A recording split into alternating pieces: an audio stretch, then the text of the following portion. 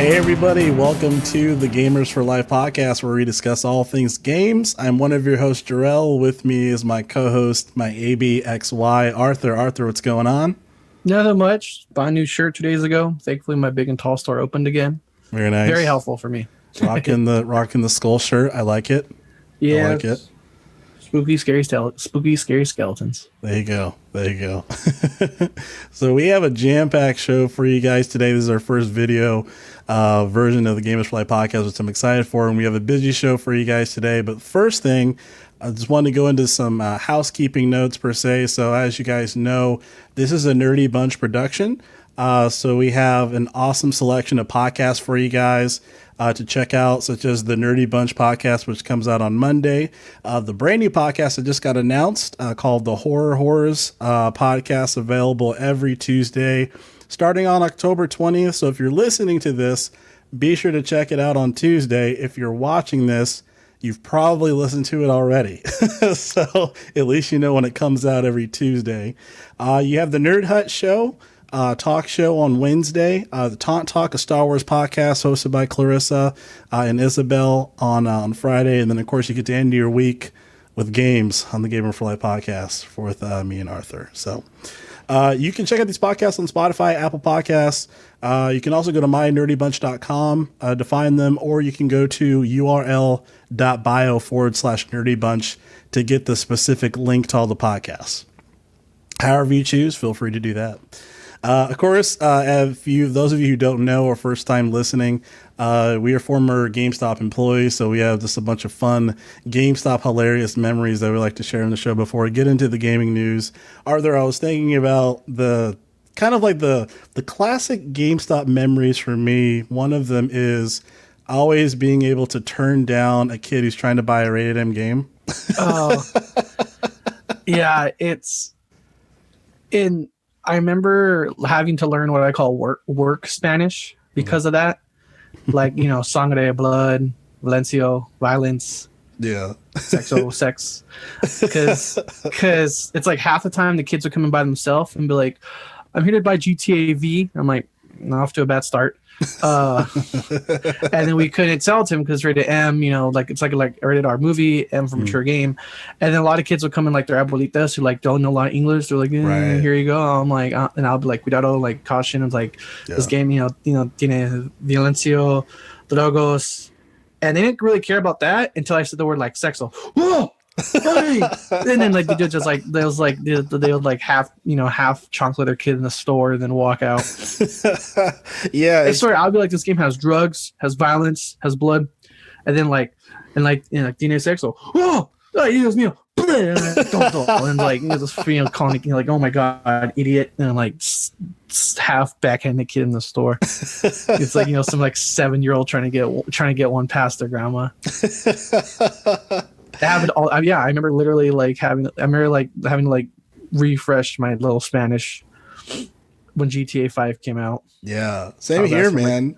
That's funny. Huh? That's so funny. Same here, because I remember when I worked in the Redland store, a couple of the Redland stores, where obviously like the populace of customers that came in that spoke Spanish wasn't as much in that particular city. But when I moved to Long Beach and we started working at the downtown store in Long Beach, like almost half of the customers just spoke Spanish. So I was like, dang, like I need to learn Spanish, like to like, even if it's like a poor version of Spanish, just like some words and phrases. So like when, yeah. So like Grand Theft Auto and those games when they came out, I'd be like, oh, mas baratos of violence, and then once you say, content sexuality, and then the kids looking at me and I'm like, sorry. Yeah, you're telling the second you tell a Catholic grandmother that their 9-year-old's about to buy a game with sex in it, they lose their mind. They're like, you had me at this violence, but sex, dude, you're gonna get whooped when you get home. Right. You're gonna get a little whoop now in the store. Right. Yeah, we're just like, let's just do the go backs, put the games back on the shelf. And sometimes sometimes it wasn't always like quote unquote like young kids. It was like like freshmen and high schoolers, like 14, 15, not arguably as bad as a 9-year-old, because I would say when I was 14, 15, I was playing GTA, whatever, but when they were like a little older but still younger than 17, they would give you that look like, really, dude? Like you gotta do me like that. And I'm like, it's my job. Yes, I gotta let this poor woman know what she's buying for you, man. But yeah, when like I said, when the people that are like barely under 17, like like again, like 15 to 6-year-olds, look at me like you can just tell her it was a fun game. Like exactly. Good times, good times. So we have a few items here before we get into the big tuna of the day. For those of you who don't know, the big tuna of the day, it's another way of saying our topic of the day. Not sure how that evolutionized into that. It's also a fish, yes. For those of you who thought it was just in a can. So the first news I thought was just really interesting. Arthur, did you hear about that Atari tower that they're looking to create in Las Vegas? Like it's like a replica of the actual like Atari logo, but it's actually like a tower that they want to have built in Vegas. Did you hear about that?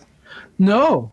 Okay. So GameSpot they posted this article, but they also did an Instagram post saying quote, get Ready Player One, the group behind the Atari inspired and officially licensed hotels, has released the first renderings of what to expect when the mothership lands in Las Vegas.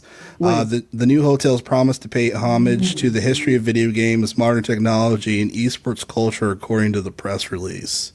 So like the main logo for the Atari, like they want a hotel that has like that same shape. I was gonna say, because you said something in there towards the start. You said licensed, like Atari licensed hotel or something like that. Mm-hmm. Yeah. So I guess it's actually going to be in that particular. They're going to be built. They're partnering with whoever to help get that thing designed, which is crazy. So I thought that I was like, oh wow, that's because I knew Vegas was trying to be the new like Southwest gaming capital, trying to take over LA. I know Vegas hosts Evo, but but Southern California is still like a big gaming hub because all the publishers out here, Rockstar Santa Monica, Blizzard, Irvine, and a few others, especially in Santa Monica, down here in Southern California.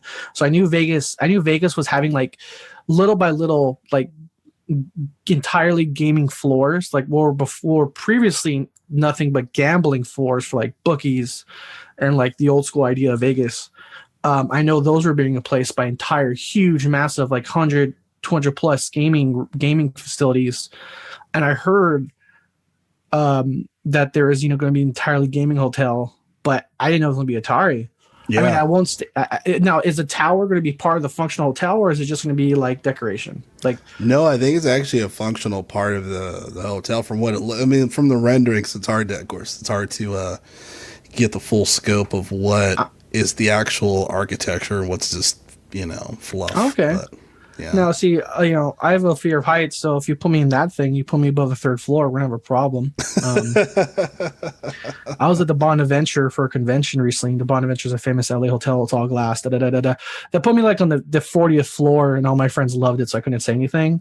But like, I'm gonna shit myself taking the elevator every time. But that would be cool. I mean, because I remember now. Yeah, before COVID happened, they wanted to do an all gaming hotel. I didn't know it was an Atari. Right. I just thought it was like a theme, like randomly, just hey guys, a gamer hotel. Yeah, exactly. So curious about that once that's available to check that out. So now, other than the triple digit heat, because it's the middle of a fucking desert, you have another reason to not leave your hotel. Yeah. Let's go to Vegas and never leave our building. Okay, right. On it. It's 150 degrees. Exactly. So usually for our podcast, we tend to cover a lot of console news. And when I say console news, PlayStation, Xbox, not so much Nintendo. But I have they don't have their own news. When they make their own news, we'll cover it. I know. Well, the good thing is that I have one minor thing that just got announced. It's the 9.0 update for Smash Brothers. Yeah. Just released yesterday. So it looks like that Stephen Allen from Minecraft is now a part of the DLC in a new stage as well. The Minecraft world was added for the Smash Brothers. So I thought that was pretty interesting. I don't know how people responding to that. If they're like, yeah, that's awesome. That's huge because people. No, that's huge because I don't really consider myself too much part of the Smash community. At least recently with the Switch, 'cause I don't have a Switch, but I still follow that news. Like I was part of the group that lost their shit when Bayonetta got announced, and I was like, that's amazing. But no, this has been like a dream, or like almost like a literal meme or joke within the community forever, to have Steve from Minecraft in Smash, and actually have it now. I don't know if like Nintendo wanted to do that already, or if they're actually minimally listening to their community, which Nintendo is kind of known not to do. They're known for their own thing. Oh, you made a YouTube video about one of our games? Copy strike. Nintendo's a great, fun company, and they produce great things, but there's some other stuff going on. But no, this is big because a lot of people have been asking for this. A lot of people were asking for it, and it just because the community is the game is still going strong. It's Smash. We all remember like, hey, this game that came out like a year and a half ago. Yeah, you suck at it, and all of a sudden, you challenge me. We're playing it all fucking day. That's just Smash, man. And I will say, of all the games, I think this one is the best, only because it has the most content. Now there might be other like little specific fighting mechanics, but this one is arguably the best just because it has a lot of content for it. And Ivan, my housemate has Smash, so I might be like, hey, if I Venmo you like $10, can you get Steve? Or however much it costs, I don't know, like $5 to $10. It should be right. It should not be much more than that. It should not be like one character with arguably a skin change should be more than $10. Exactly. I would have to agree. In other news, as far as for some sub news here, before we get into the big tuna of the day, I thought this was interesting. It doesn't seem like there's much more information besides this one blurb that I saw here.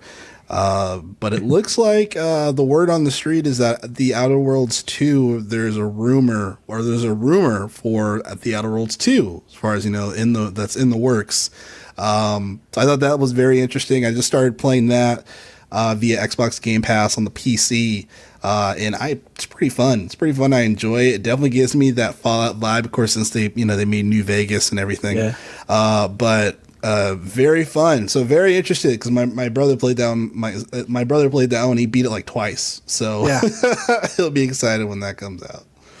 So I wonder if this is linked with the Bethesda purchase, because now the team that fully built they're separate departments, separate buildings and companies technically, but all under Microsoft roof. Arguably speaking, most, if not the entire team that did build New Vegas is all entirely back under the Microsoft roof now. Right. That's true. It's very true. Ooh. Yeah. I mean, who knows, right? Especially we don't know the ramifications of what the sequel will entail. So yeah, I mean, hell, it might include something to that degree. You would think that Sony would want to try to hold on to Bethesda with dear life, given that the Bethesda deal was in order. Because at least with Outer Worlds, the first of 2 DLC came out. The second one I think comes out this month, if not by the end of this year. Because they were, I do remember the last conference, my last Microsoft conference, when they revealed the two Overworld DLCs. Their release dates weren't too far apart, and one's already come out, so one's around the corner. I need to get back into it, but there's downside with the golden age of gaming. So many choices, exactly. so many games. Exactly. Yeah. There's too many to count, but yeah, definitely.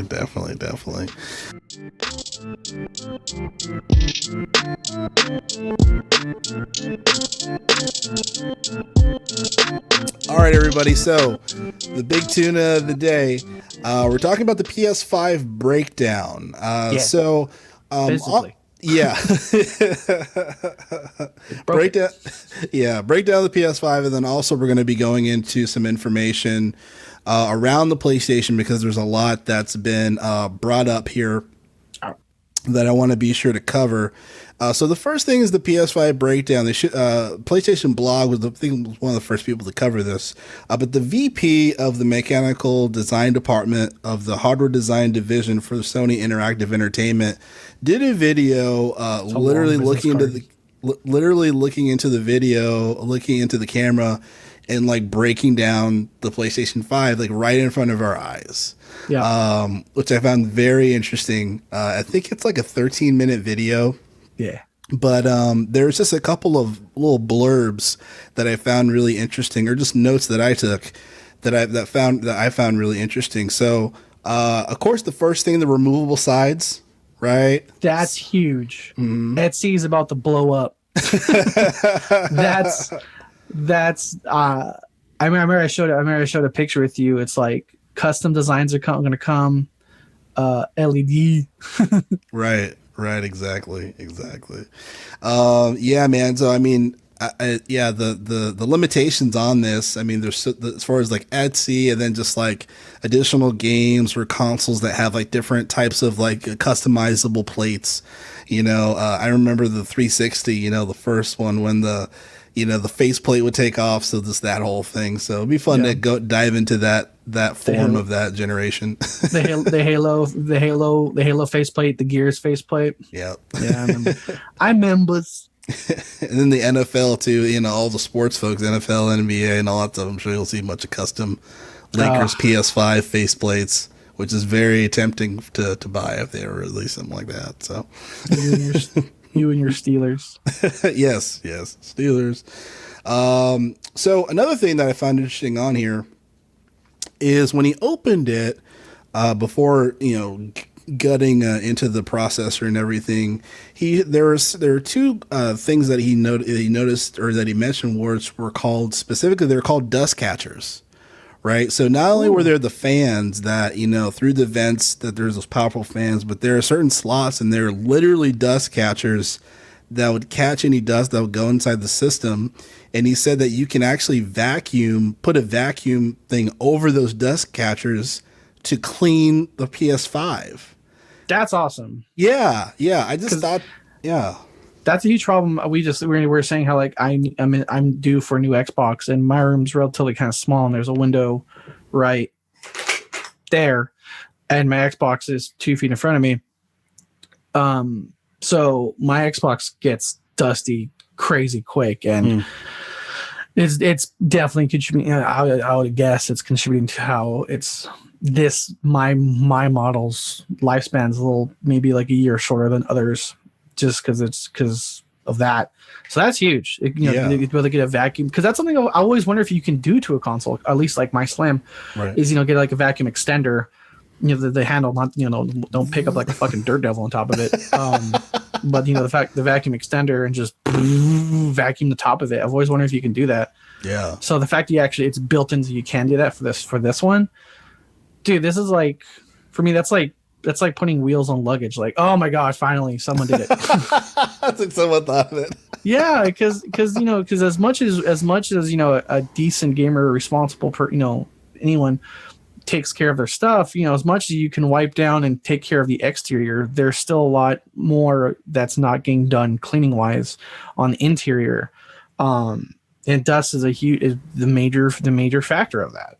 Yeah, it's very true. I mean, I think it's an interesting ergonomic just feature for the system, right? It's a very practical ergonomic thing as far as, this will catch the dust and you can clean it out, so it's just very, very interesting. Very interesting. I want to buy a beer for the person that meaning of all these things should have. I'm just picturing one dude in the back like, we can fit a dust catcher there, and everyone's like, what? Like, yeah, dust catcher. This. I want to buy that man a beer. He doesn't even work there. He just walks out. Who is that? I know it's like what's that movie with the golfer movie with Will Smith, like Banks or something. He just walks in, gives golf advice, and walks out. Oh man. So and then one thing, another feature for the PS5, which I found interesting, the SSD for it.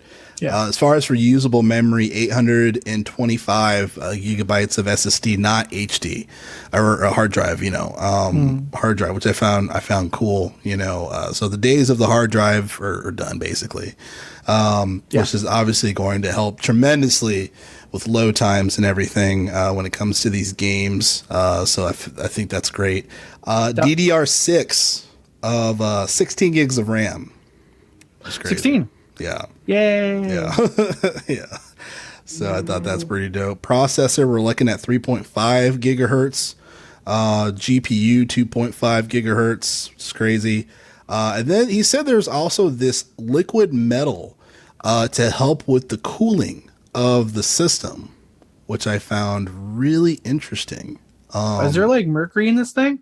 Uh, I mean, I think technically there's mercury in a lot of consoles, to be honest with you, but I found it interesting that this was a specific like thing. Like they were saying, like, hey, there's a special metal inside the processor where when it gets hot, it's like a cooling liquid metal to help like not eradicate like the processor or just like, you know, the insides of the console, which I was like, that's very interesting. So I'm it's curious. either mercury or what the T1000 from T2 is made of. Yeah. Okay. Yeah. Maybe it's vibranium, right? Shipped straight from Wakanda. I don't know why. This I think Jerrell knows my thought process is not great or normal. So I like pictured, you know, that it has mercury in it, right? And like I don't know why my YouTube recommendations have been weird lately, and like for whatever reason I got a compilation video of like girlfriends breaking systems because they don't give their boyfriends enough. The boyfriends aren't giving them enough attention. So it's like, oh fuck you, PS5. Hey, what's going on? Like, oh fuck yeah, mercury poisoning, bitch. Don't fuck with my PS5. Oh my god. Jeez. That's also a defensive mechanism. You break me, you die. Oh my god, that's crazy. Mercury. It's super fun, but also dangerous. Yes. Another thing I saw on here was just one of the last things was has an ultra Blu-ray drive, okay. But inside the drive there's pieces inside to prevent noise, like noise from the drive, and I guess they call them insulators, if I'm not mistaken. So there's literal pieces inside to prevent it from going, you know, for the thing to start shaking. So they finally fixed the PS3 jet engine issue. Yeah, the jet propulsion. Yeah, sound like you're fucking having an air show and your PS3 just thinking really hard. Yeah. Exactly. Oh, and then also, of course, you know, you have the stand on it. Now, they didn't say that I don't think anyone has said yet that the stand is included for the PS5, but did they say? Are. No, I'm not too sure myself, but it was one of the first things where we talked about how you unscrew the top, and then there's a place where you can fit it inside the stand, the screw. And then there's a little like rubber thing where you can put it on the system to cover where the stand was for it to be standing vertically, which I find really interesting, and then setting it down.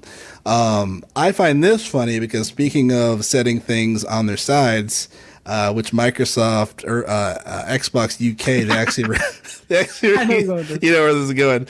They removed this actually from the site. But they actually they did? Yeah, they the video was fucking hilarious. I mean, as an adult, I'm not sure how much I love the console war because of cross-platform play. But I do love the fucking shade these companies throw at each other with their ads. It's really funny. I mean, and then the specific tweet or that Xbox UK, they put in quotes, how to switch the Xbox Series X from vertical to horizontal, and they just put like like they just flip it on their side, like icon, sideways. and then they put a link to a Twitter pic. Is that on my side? Oh geez. But yeah, they just flip it on their side, and then they removed it. But it's just so funny, this bantering, you know, of the console wars, and I think everyone's, you know, think this is a hilarious thing. But yeah, I mean, the upside with this modern day, is like the social media people on both sides. Good job, you're doing great. Keep it up, especially Microsoft. I mean, because I feel like, just because Sony's been doing things first, Xbox has time to have a rebuttal, like the whole pre-order thing.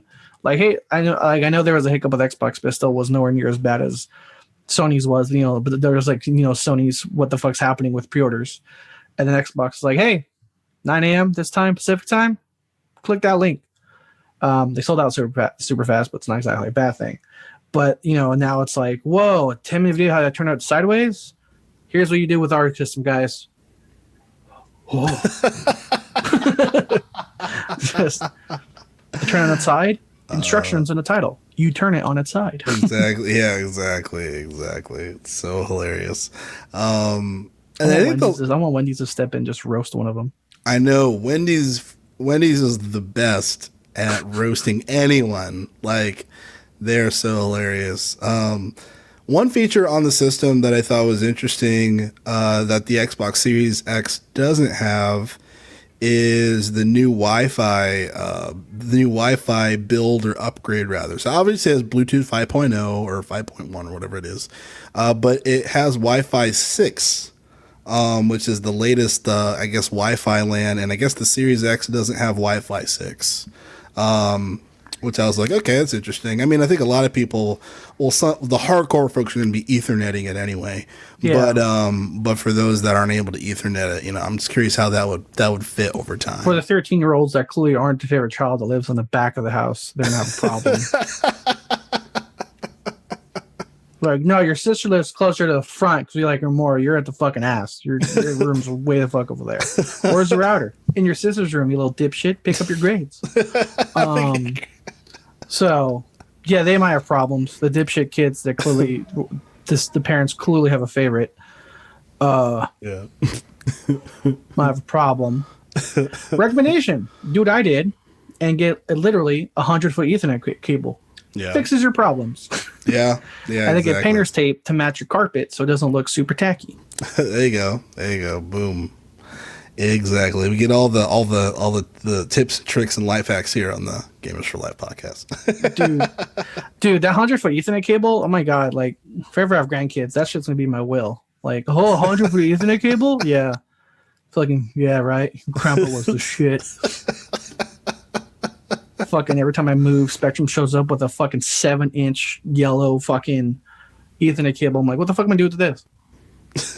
Like, fetch on my cat? Like, no, give me a fucking man's cable. How much? 50 feet? No. Double it. Oh my gosh. One thing you mentioned was the loading screen thing, and that was one thing they boasted way early on, like way before we knew what it looked like. Yeah. Way before we knew how much it cost. Everything, like, way before the first conference was the loading times. Yeah. I'm looking forward to that because I've been playing, like, I told you, like, one of my friends has online again. And so we got back into GTA 5, which, for the love of God, has, like, the worst fucking loading screens. Jeez. It's still so bad. It's the most successful game. They can't put in just certain money to fix their fucking servers. Yeah. Yeah, and then Kingdoms of Amalur a little bit. It's an RPG. That's just how it goes. Yeah, but it's not like Skyrim where, like, you thought it froze every time. You're like, I think it froze. I don't know. I'm able to turn the giant. So didn't freeze. But I've been turning this giant for 10 fucking minutes. I don't know. That music helped too. Like, has like some of the best music, like, of anything. So you're just kind of like, oh, it was loading. Oh, it's done. Oh, okay. Yeah. So. Yeah, the loading screens I'm looking forward to because, yeah, man, playing RPG in the shittiest loading screen game of all time, it's noticeable. It's noticeable. Yeah. Yes, sir. Now, for the PlayStation, recently they actually released a video. Before I go into the Q&A questions that were released earlier this week, but they released a video of the interface of the PlayStation 5. Did you get the chance to check that out? PlayStation blog posted that. I've been a little behind. There's been a lot of stuff going on. No worries. Yeah. So the interface looks pretty clean, if I may say so myself. All of the settings are usually on the top. They're now on, like, the bottom.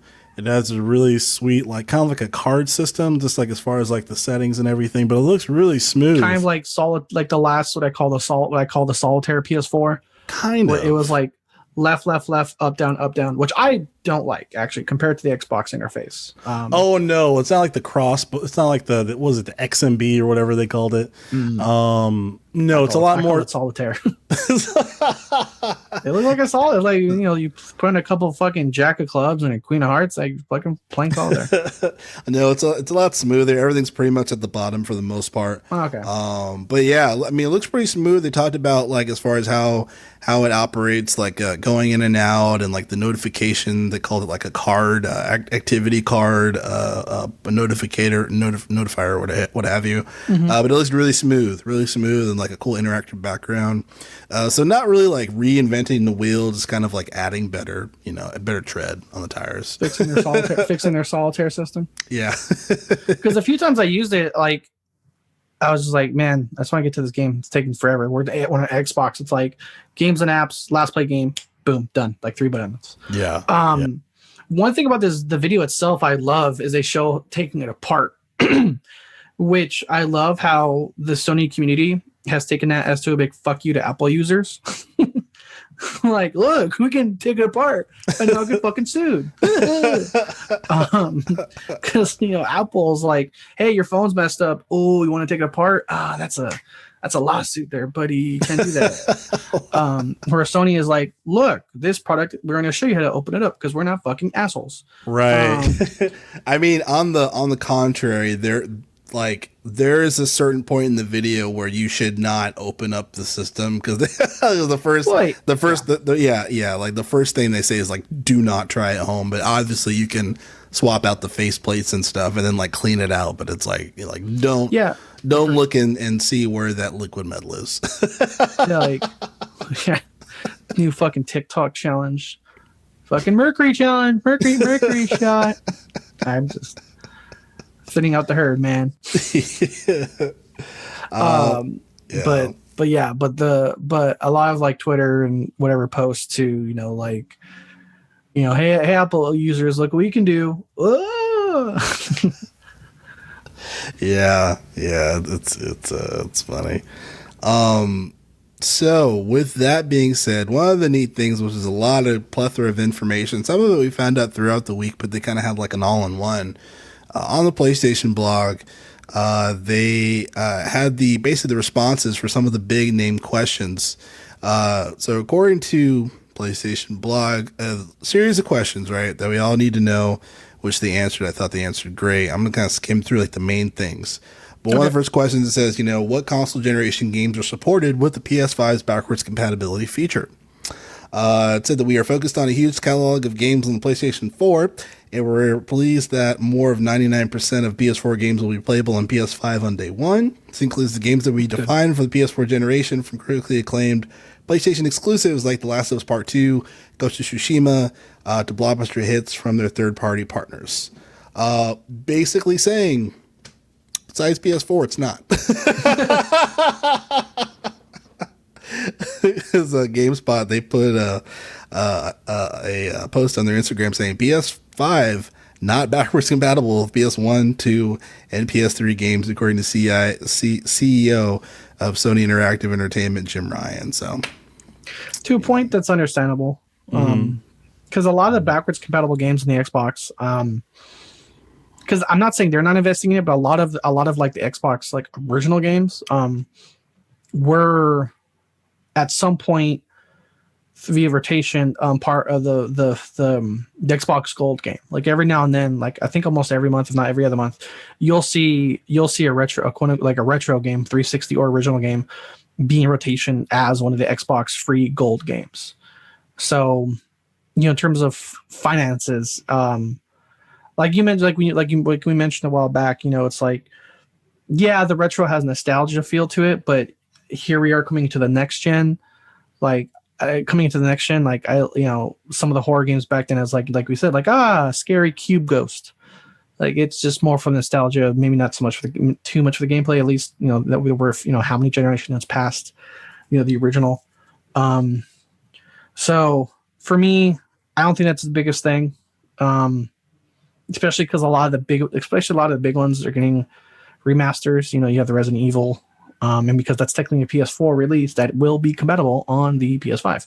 Same with Crash Bandicoot, Spyro. Not like I said, not everything's getting remastered, but if you're telling me 99% of the Xbox One games are compatible with the Xbox Series X, I'll be fine with that. Yeah, no, I agree with you. I think if it was 7-8 years ago, I'd be like, what? It's messed up, you know? Yeah. Like I remember when PlayStation Now came out, they were specifically saying how like, oh yeah, PS1 and PS3 games, you know, work. I'm like, well, but what about PS2? We just skipped a whole Yeah, we just skipped the whole thing, you know. But, one of the things that's a big factor of this is really specific and odd, but I was thinking about this. I was talking to Ivan about it.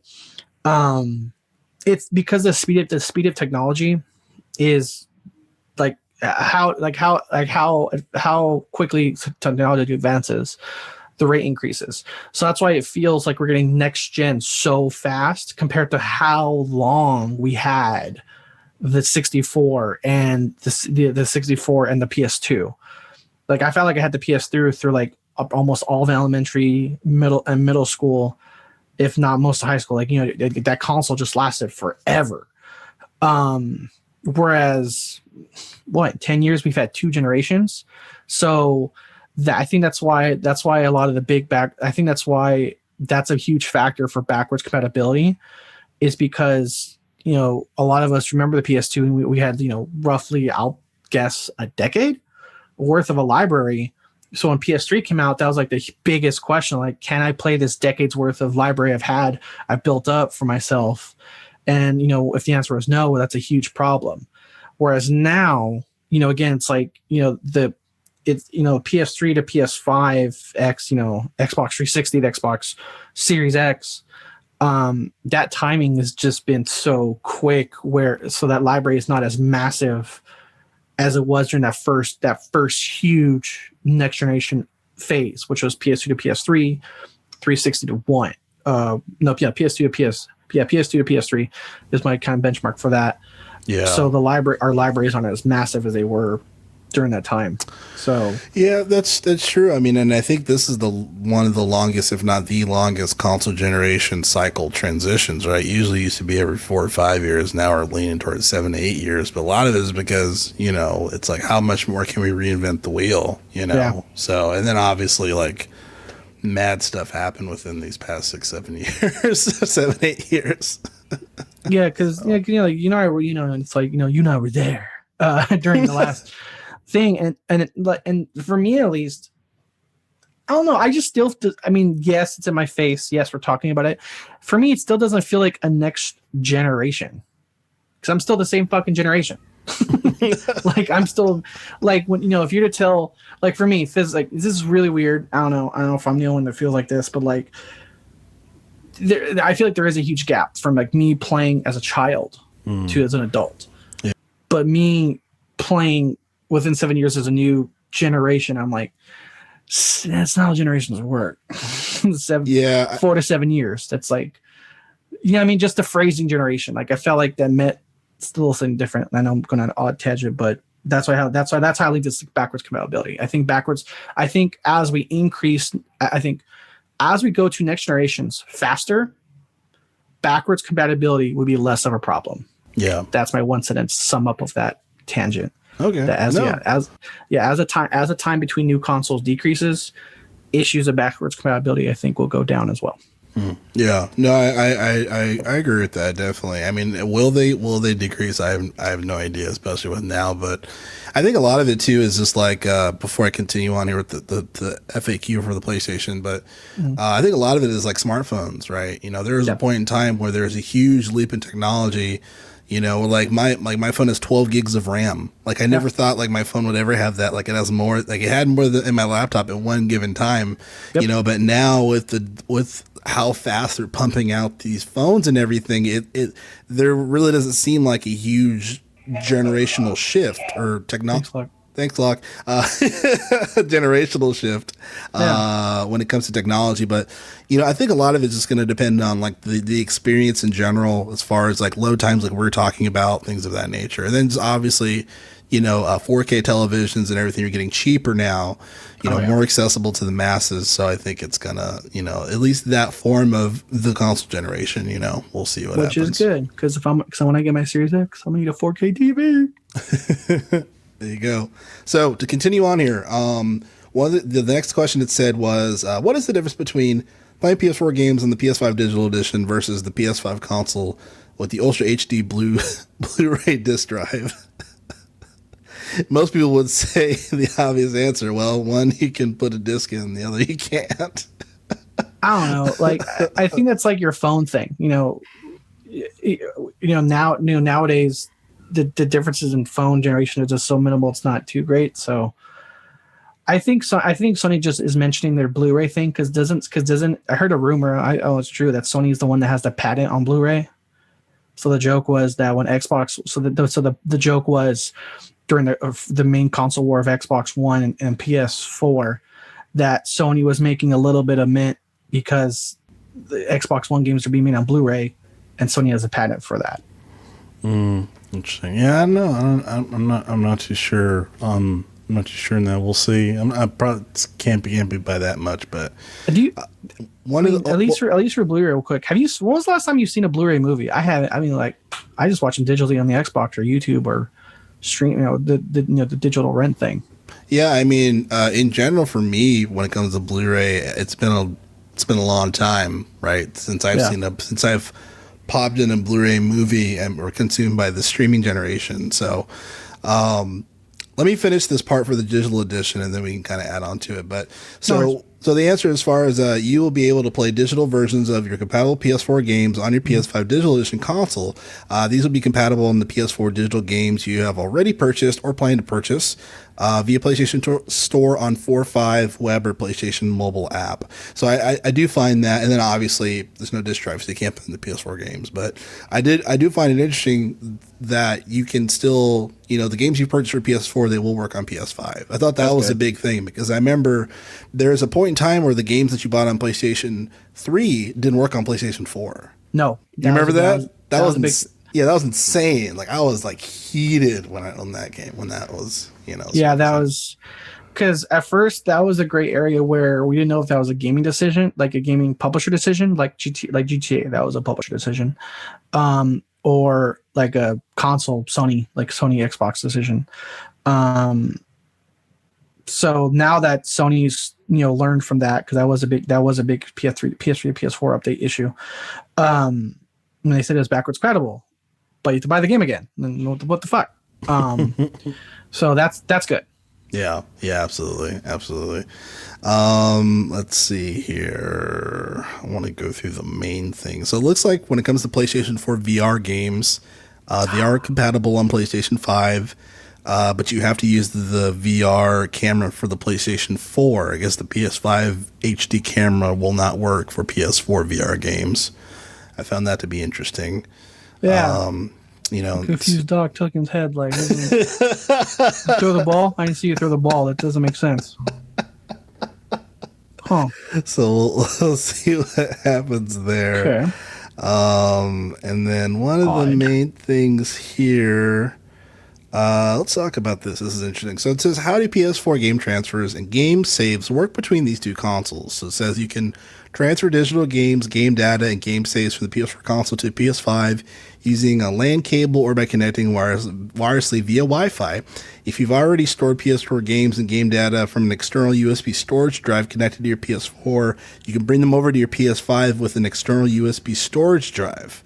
If you're a PlayStation Plus member, you can also sync PS4 game saves on PS5 through cloud storage. So it's very similar to kind of the PS3 and the PS4, if I'm not mistaken. I believe that feature was within the Plus members. But that's the first thing, and the third thing don't make sense.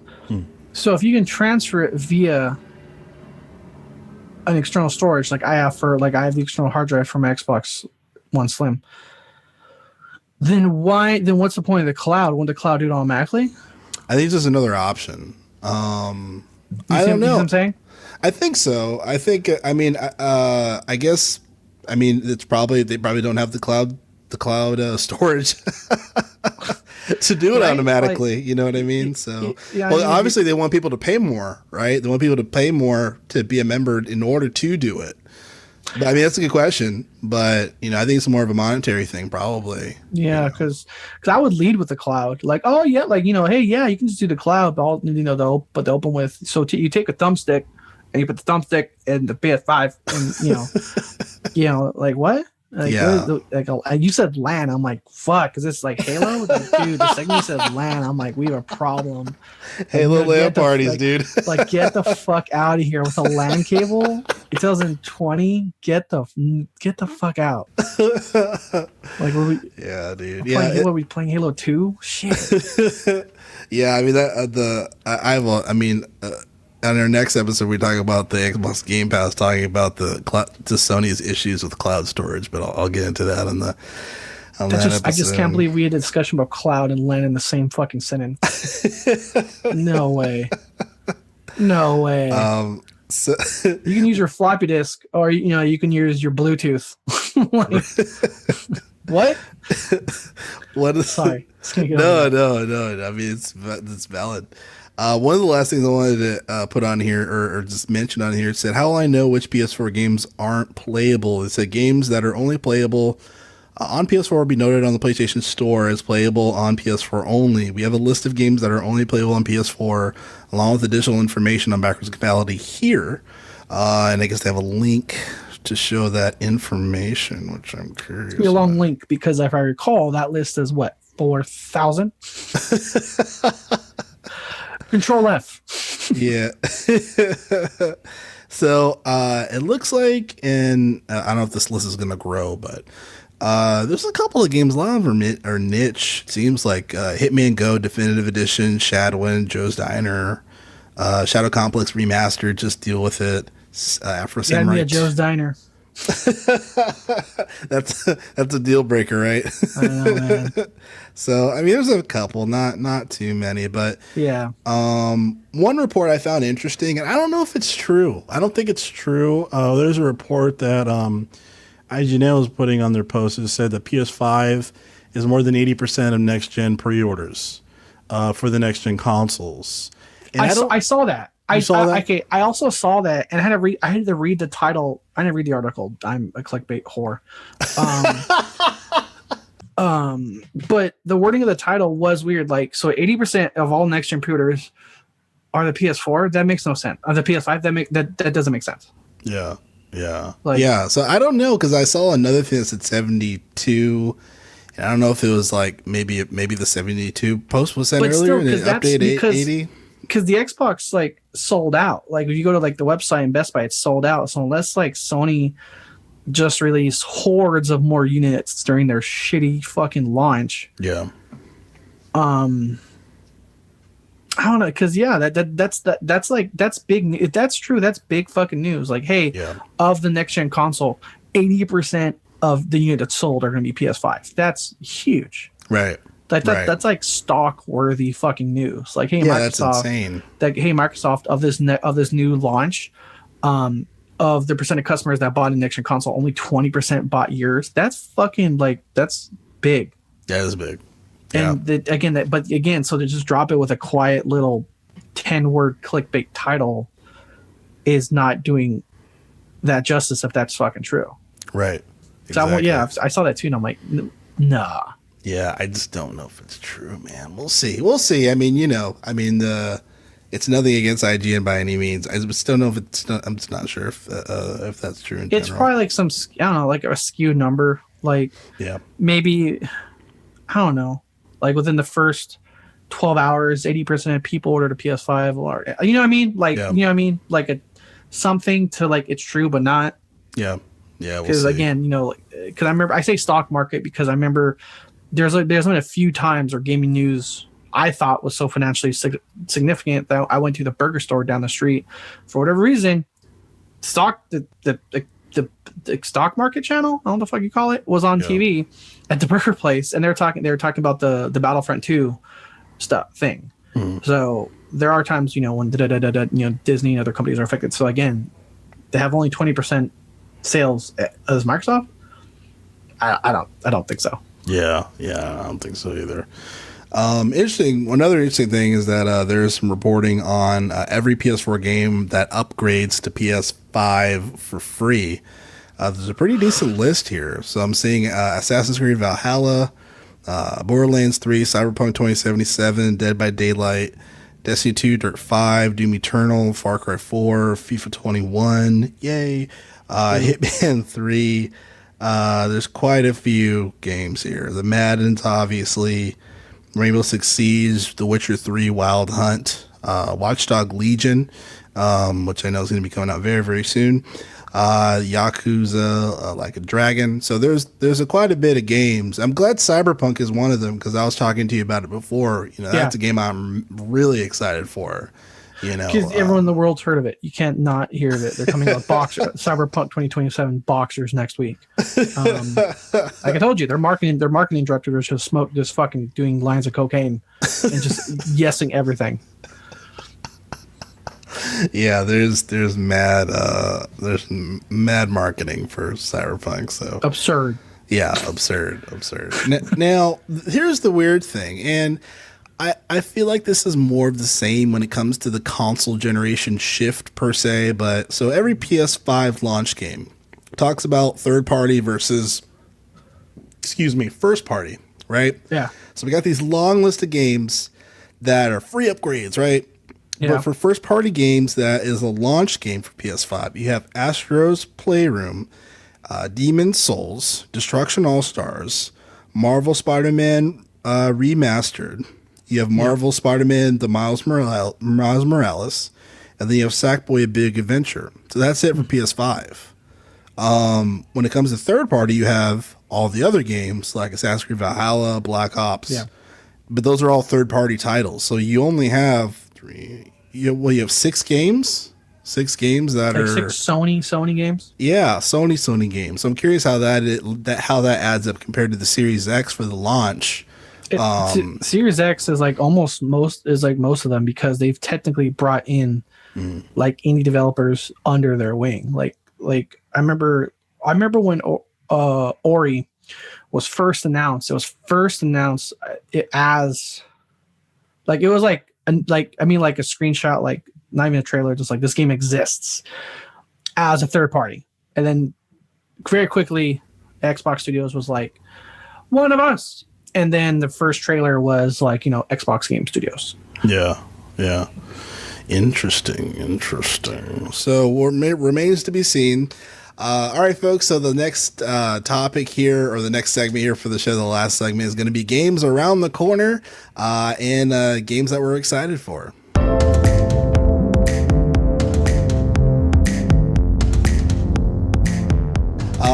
All right, everybody. So, as far as the games around the corner, there's a couple of deals we have going on. We have some Halloween deals, some sales here. Yeah. So, according to the PlayStation blog, there's a huge Halloween sale right now. A bunch of games, huge list of games that are discounted, such as Watch Dogs 2, Fallout 76, Evil Within, many games available for sale at a discounted price.